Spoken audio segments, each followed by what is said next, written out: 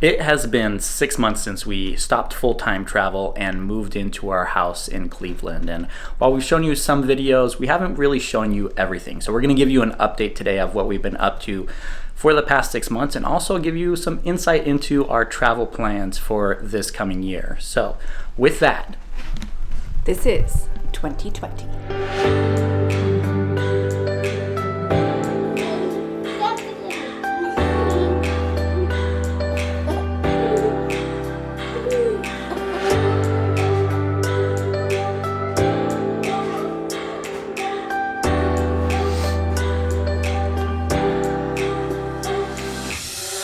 So it has been just over 6 months since we moved in here, and throughout the summer we did a lot of projects. We actually kicked things off by going on a road trip 1 month into being in the house, but after we got back from that, we really just settled in and started working hard. We worked really hard.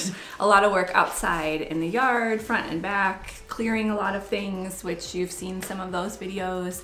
We also spent a lot of time, he spent a lot of time working on some projects for furniture.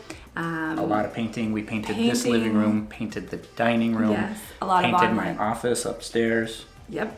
And a lot of online shopping. We're filling this house. I mean, we Furniture. came from the RV where all our furniture was built in. So that's one of the key differences between us and a lot of families. Some of the families that go full-time on the road actually put things into storage and keep them. Since we moved back from Italy and we had absolutely nothing when we started our RV adventure, we had absolutely nothing when we finished it. Yes. So it's been fun and tedious and stressful just finding the right furniture pieces to fill the space because honestly we had absolutely nothing at the very beginning. And it was a little hard to spend all of that money after not spending and really living so minimally for so long. So it was a little bit scary, but it was in the budget and we had it there. But that's why we took on a lot of projects of doing things Yes. ourselves so that we could save a little bit of money and get something that we really liked. Mm-hmm. And speaking of money, we will be giving you some budget updates again. We were hoping to compare stationary life to RV life and kind of see which is more affordable. But with all the spending that we did, furnishing everything, we were not able to really make a good comparison with that. Yeah, so for the first 6 months, we decided not to track our spending for those purposes, just because it wouldn't be a right one-to-one match. So going forward, the first 6 months of 2020, and maybe even further than that, we're going to be tracking our expenses as to how much it actually costs to live in a residence like this versus comparing that to RV living. And we're going to match those numbers up to see what those differences actually are. One of the big projects that Nick took on was this dining room table. We bought a mid-century modern table that was in pretty rough shape, and he worked his magic and refinished it, new legs on. It looks amazing. And the whole dining room project was really important to me because I'm really excited to host other families and share meals around this table. We've had a few traveling families come through and visit us. We've had neighbors come in and pop in as well, girls, friends from school. So we're starting to fill the house with community, which was a huge part of why we decided to settle down. Since the beginning of the school year, our girls have been going to a Montessori school, which has been a little bit different than what we were used to on the road. Mariah, you've been really loving the school, haven't you? Mm-hmm. How does it compare with what we were doing before? Well, when we were in the RV, we did school a couple times a week, and we just did it for like an hour and a half. But now we do it 5 days a week. You have to wake up every morning, bright and early. Which I don't like. But you love going to school with your friends, though? Mm-hmm. And what's the favorite thing you've learned so far? I don't know. How about you, Lana? What do you like about school? Mm-hmm. You have no friends? I have like a million friends. And I think that's one of the things that the girls are enjoying the most, just being able to have friends on a regular basis. We have friends down the street as well that come over every couple of days, just show up at our front door, knocking, saying, "We want to play." It's been a lot of fun for the girls. At school, I've done like 6 presentations, And when you do your researches, you get to go places like the library and the zoo. And once I went to the zoo to do a research on elephants. That was a lot of fun, wasn't it? Yeah, I saw like 5 elephants.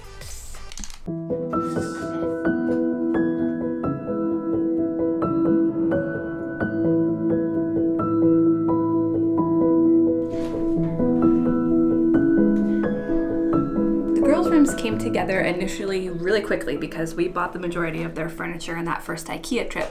But now they're each getting a chance to express themselves in how they decorate their room. We're putting things up on their walls. And it's really fun to see each of their rooms take on a different personality and their own personal spaces. It's been really fun. Being able to give the girls their own space in the house has actually been pretty good compared to what we had in the RV. Both the girls were actually just sharing a bunk area over in the back by the bathroom, but now they have their own rooms, and that means they can play without getting their toys everywhere in the house. When the girls wake up in the morning, they can get dressed and get ready, actually without even waking Rachel and I up. They don't always do that, but it's really nice when they do. In our bedroom, it's finally coming along. We gave priority to the girls' bedrooms first, but now ours is looking homey. The last time you saw the bed, I think it was on the floor still. So it's up off the ground. We have furniture in here. Nick worked on this dresser as well, and so it's feeling good. We got some art on the walls, but we are going to be changing this light. You don't want to keep the chandelier? No. So still trying to figure out what's going on some other walls, but it's feeling really good and homey.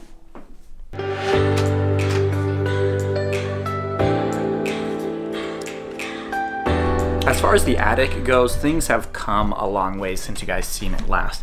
I've been putting in a lot of work just to get this space up and usable. If you might recall, this whole area was actually purple when we moved in. It took about 4 coats of paint to get the purple completely covered up. But now I've got a dedicated workspace with my desk right behind me here.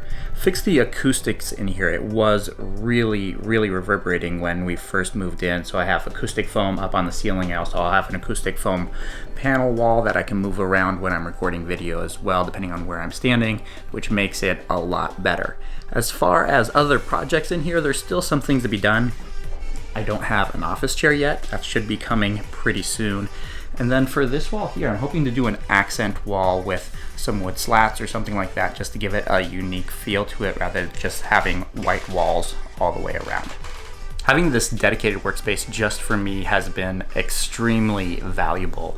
When we were in the RV, I only had a standing desk, which was actually located right by the door of the RV.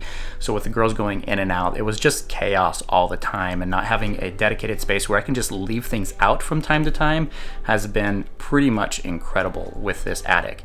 Rachel does get mad at me sometimes when she comes up here and sees the mess that I leave, but since she can close the door downstairs and not have to worry about it, it's my problem to deal with. And having this extra space also gives me the opportunity to show off some of the art that Mariah has made for me over the years. And we've been recently going through a Baby Yoda phase. And these are the art pieces that my girls have been making for that. As you can see, we have been really busy these last couple months, and honestly, we've been loving all of the work that we've been putting into the house and the neighborhood that we're living in. It's been really great. Yeah, I mean, Cleveland has really exceeded our expectations. We thought it would be a good place to land, and we've been really happy with our neighborhood, the school that the girls are in. And we're really looking forward to exploring Cleveland a little bit more, because honestly, we spent so much time working on the house and getting projects done that we actually didn't get out much these past 6 months. So we're going to be doing a lot more of that this coming year. But as far as travel goes for 2020, yeah, as you saw, we sold the RV, and we knew that's because we wanted something smaller for short-term travel, not a giant 30-foot house behind us. And we're kind of going back and forth about what we'll be purchasing next. What we're going to be doing. Yeah, we might do a smaller travel trailer, maybe an Airstream to renovate, because we love renovation projects. Or it might even go smaller with a Sprinter van or something like that. For the Sprinter van. Hashtag van life. Anyone? But we're still not sure what that means. As far as where we might go, mainly going to be exploring probably the Midwest area. We really didn't hit the Ohio region while we were traveling full time, so there's a lot around this area that we haven't seen and we really want to explore. Right, there are little islands on the Great Lakes that we might get to. So we've been seeing a lot of great travel destinations that aren't too far from home. So we want to check it out and explore a new state. Yeah, and as far as trips that we do have booked, though, we actually have a cruise coming up in late spring, which we're really excited about. It's actually a big family cruise, which my family actually did. My mom's side of the family, we did this cruise about 15 years ago with grandparents, parents, and grandchildren all together. There was probably about 20 people that time around. This time we have over 30 because now there's a whole generation of additional grandchildren and great grandchildren, and all the grandchildren, or most of the grandchildren, are married as well. So that's going to be a lot of fun. So there's how many great grandchildren, cousins that are running around? Over a dozen. Over a dozen. So it's going to be a lot of fun. But this is going to be our first cruise as a family. That was the only cruise he's ever been on, and this is our first time as a family. So if you have tips for cruising as a family, let us know. Yeah, let us know, because it's a totally different ballgame than RVing. And also, if you have any tips about how to prevent motion sickness on the cruise. I'm hoping it's not a big deal with it being such a large ship, but I am a little nervous about that interfering with me having a really good time. So I'd love to hear what you have to say about how I can prevent that. And that's going to do it for this update. It's been 6 months, as we said, but it's been... How many times can we say 6 months? You should go back and count them. It's been 6 months, one more time. So thank you guys so much for watching. We've been trying to put together more videos for you guys, and we've got a lot of those in the queue. So make sure you stay subscribed for those. And we'll see you on the road or in the sea. Or... See you on the road or see you in our house next time. Thanks, guys. If you subscribe, you should subscribe. Click it. Just click it. Click, click, click.